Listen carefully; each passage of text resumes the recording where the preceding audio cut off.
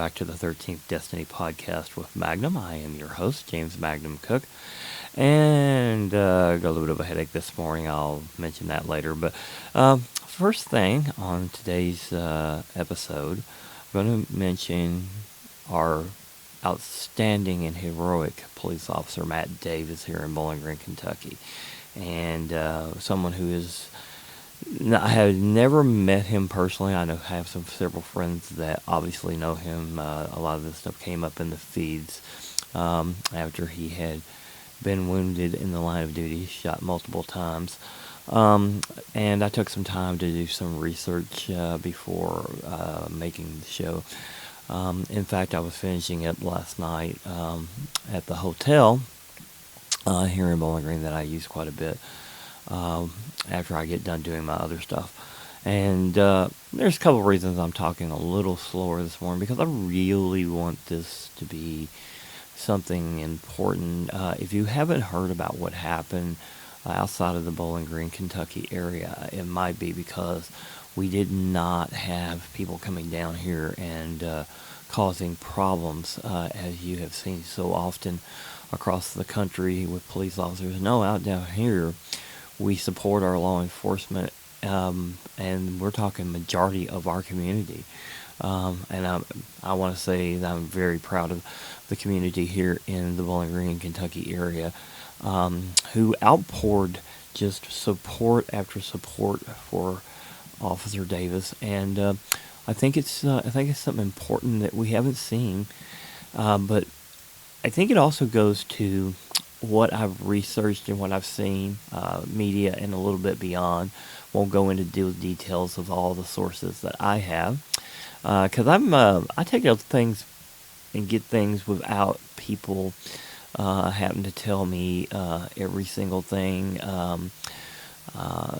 Sometimes I'm doing things and people think, well, you're not really doing anything, and actually I'm doing research and finding out things, or talking to someone and finding out things.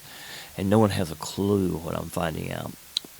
One of the most interesting things about Officer Davis, he has also served in our military. He's done combat. He was combat medic, which means that he was under fire during any combat situations that he was deployed on. So this guy is a very interesting guy. But what's the most interesting about this gentleman is his dedication of truly being a protect and serve police officer.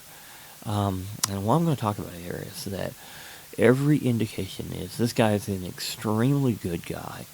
Someone who went out there and tried to help the community, always had an interaction with them, or he talked with them or done other things, just to try to get to the bottom of things, to make things better, not to make things worse, not just to go out and make an arrest. That says a lot about his character. And then if you go beyond that, you find out even more about his character. And it's a shame any officer gets shot in the line of duty, but this was absolutely, really, when you find more and more out about this gentleman, you just are like, why does it have to be someone like this who has went out of their way to help the community, to be a good person, to be a good role model? And this is the guy that gets shot in the line of duty. And I will try not to get emotional, by the way, because this has touched so many people in our community. In fact, there's a GoFund for him and his family, and I will put the link up for that. And also today, if you're in the Bowling Green, Kentucky area, I want to try to get this on, make sure I get this on.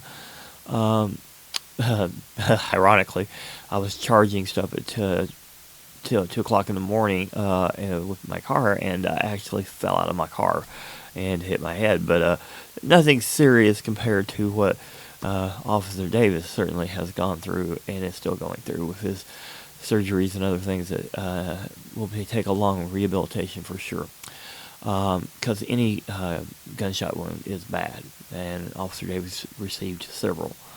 But he is alive, and that is an extremely good thing. I think that that's testimony to a couple things. the good guy that he is and the absolute fitness that he was in.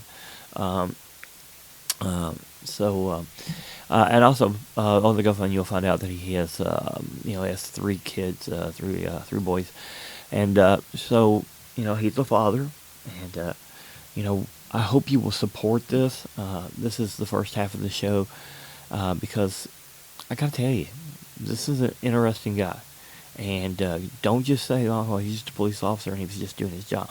He was, but he was doing it way above what the average police officer does, and and if you read everything or talk to people, you will find this out. Hopefully this goes beyond the Bowling Green, Kentucky area. And like I said, we didn't have protests coming down in here, and so this sounds like everything was by the book. The person that shot, he is deceased, and that's all you need to say about him. Also, I will say to this, the ongoing investigation, don't anyone be upset with the KSB that it's taking time. It's the best thing that could go on because I think they're doing an excellent job. That's the Kentucky State Police, if you don't know what I'm talking about outside of our area. The longer that goes, with the less stuff the public knows until they get everything 100% straight on, that is absolutely a testimony to them, to the professionalism of their investigation, and not letting the general public know until they absolutely can tell them everything that will not cause anything in the investigation to be messed up. So good job, guys, and to them as well. As I said, so this gentleman is an outstanding police officer. I consider this very heroic under the line and fire and being fired on. Some people might not think that, but that maybe just don't like police officers or whatever. But I found something very interesting about this gentleman. Even some people that he had some interaction with as a police officer and had to arrest them, they apparently even have some respect for this guy, and that says a lot too. That some previous interactions, and again, not going into those sources. It's taken me a couple weeks to get some stuff while I was doing other stuff from people, and I even seen some support and words of encouragement and stuff from some people I didn't actually think cared for our police. So this says a lot about this guy, and wanted to talk about that this morning because it was something I wanted to get out of the way. And this is the first part of the show, and the second part of the show will be our normal ghost story kind of thing. But it's also related to the Bowling Green, Kentucky area here. So anyway, so if you haven't heard about this, I talked about it this morning, and despite falling out of the car last night and having a headache from, that was an interesting run for me. Anyway, this is something that I hope that people will check out, and I'm sure that we have gotten beyond most of our community.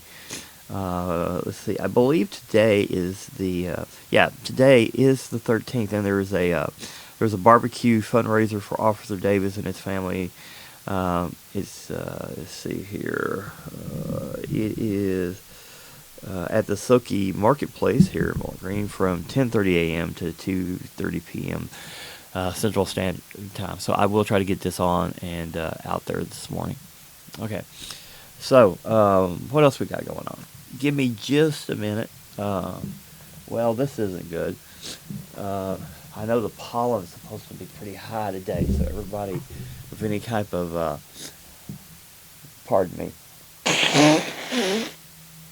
Actually, I don't know if mine's from that or just about to get emotional over Officer Davis, like everyone else has. He's, like I said, an incredible guy. So anyway, check that out, and I will put a link up for the GoFund as well, which I think is on my I believe we did put it on the 13th Destiny. Yeah, I just got told that we did. That it's on the. I have someone here this morning that's giving me some assistance due to the fact of what happened last night with me. She was just making sure I was okay. She's staying off the mic, by the way. But that's that'll be put up there with that. Okay, so now that we got that out of the way, and I wanted to talk about that, about what I have just absolute respect, like everyone else does, that supports law enforcement in this community. Officer Davis is our heroic officer, without a doubt, and he is hopefully going to make the best recovery possible, and hopefully we'll get to see him one day again soon.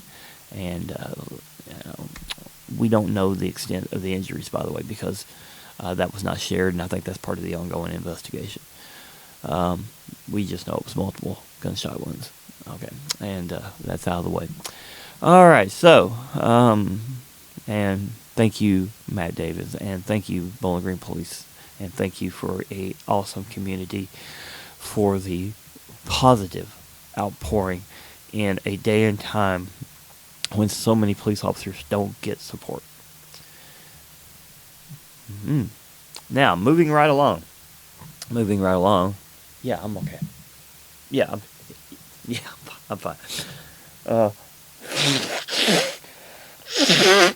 I apologize for that. Yeah, hand me that water. And I apologize for having to take a drink here too on the podcast. As y'all well know, it's not something I normally do.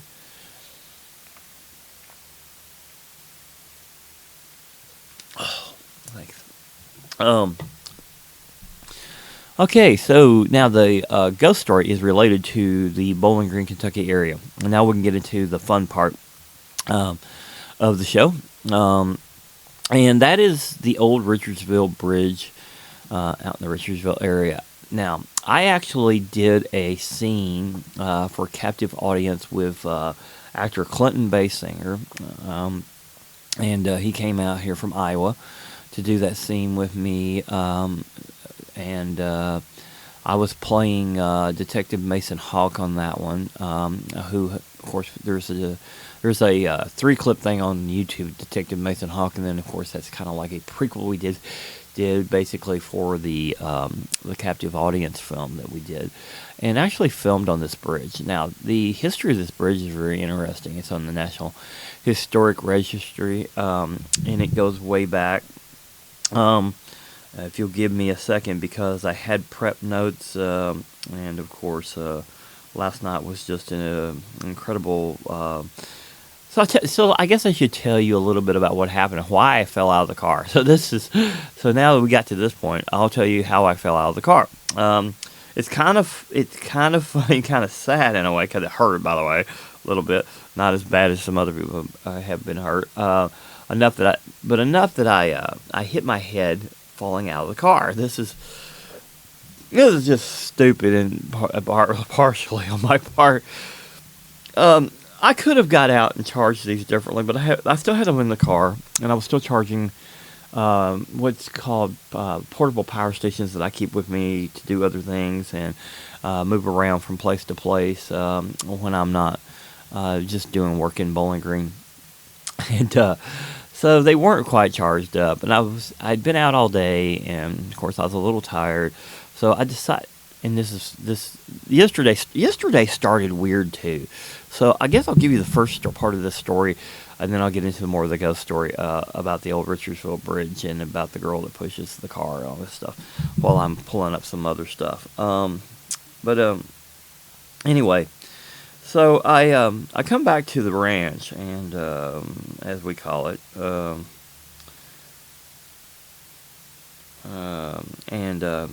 here's the irony. The irony is, I pull the car next to the cabin, and I'm probably less than 150, 250 feet, somewhere in that range, for me to just walk on in here or go to the studio area next door. So I've got the air on, and And it's getting. And I was like, well, you know what? I'm pretty tired. I'm just gonna kick back here in the car. And then I decided, you know what? I'm just gonna take my boots off and I'm just gonna lay in the back seat. I'm gonna lay in the back seat, and I'll just when this is I'll set an alarm and this should be charged up. I just didn't feel like getting out of the car of all things, which is weird, I guess in some ways. I guess because I don't know because I've been in the car most of the day anyway. At this point, so I just decided I was gonna take a nap, and boy, was that a mistake. So um, as you might suspect, so I got my boots off, and I was like, okay, well, all right. What I should have done, I should have put the boots in the back seat with me, or like in the floorboard in the back seat or whatever. And I'm just like, okay, I'm good. So I woke up, and of course, you all know. I don't have to go into detail. I woke up and needed to, get up and do something, and of course, I'm like, I don't even want to get. Okay. So the boots are in the front. I'm like, okay, well, I'll just open the door here. I mean, it's my place. It's out in the country. It's no big deal. Oh, was that a mistake? Because I didn't realize that the dew had hit. I didn't realize the air from the. So there's condensing everything on the edge of the door, inside the frame where the door is, where I open the door. And I guess I'm still not 100%. I'm about to be 100% woke up. And the next thing you know, I guess I hit it and I just slid out of the car upside down, hit my head into the gravel. I still got a little bit of a bump this morning. No blood or nothing like that. So, and of course, as you may well know, I know how to respond to things to other people, but I didn't really have a good one on this one. So, and then a little scrape on my arm. I was just like, are you seriously telling me I fell out of this car? And I'm just like, now, what you may not know about this area, I probably have a good thing that the car was running and charging this stuff. Hopefully kept anything away from me. And of course, I keep my grass near the cabin short due to the fact that, this is a rattlesnake area as well as copperhead area. And since I've been up here, I haven't seen any, thank goodness. But I'm not stupid. This is a rocky region, and I grew up here, and they're everywhere. And I'm thinking, now you're on the ground, and you have your boots not on. One of the reasons I wear the boots around here on a regular basis. I actually don't change into tennis shoes unless I'm off the property because I don't want to take that chance. I mean, even stepping off the cabin porch, which, that was the other thing that happened yesterday that started the day off. I had a mirror on the porch, and literally, there's a picture on my Facebook where the thing tried to start a fire, of all things. It'd been out there for a couple days, and I guess the sun changed position. But anyway, so that's how the day started, was with the mirror incident, and then of course the day ended with the falling out of the car, which. Because I wanted to do this show last night and then go to bed, so I'm getting up and doing it this morning.